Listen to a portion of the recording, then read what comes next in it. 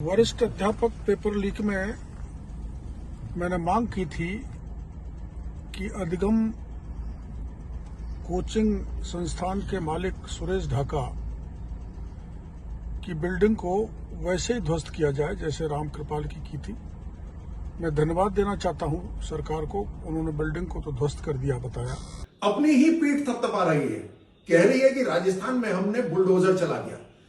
16 बार paper leak होने के बाद अभियुक्त था उसकी हमने बिल्डिंग गिरा दी। झूठ और सफेद झूठ। रीट पेपर लीक प्रकरण में रामकृपाल मीणा की बिल्डिंग को ध्वस्त किया गया था।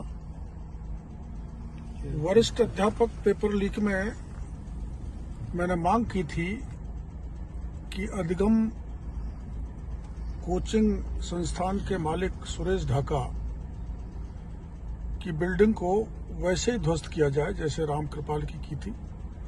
मैं धन्यवाद देना चाहता हूं सरकार को, उन्होंने बिल्डिंग को तो ध्वस्त कर दिया बताया।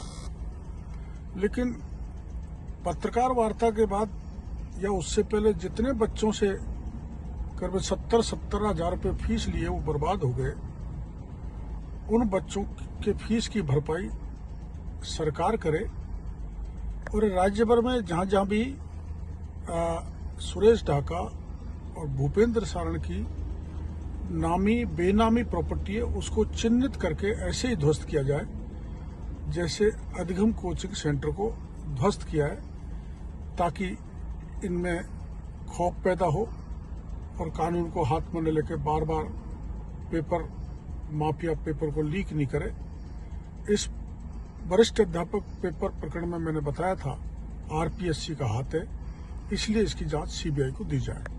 राजस्थान सरकार आज एक नया नाटक कर रही है, अपनी ही पीठ थपथपा रही है, कह रही है कि राजस्थान में हमने बुलडोजर चला दिया।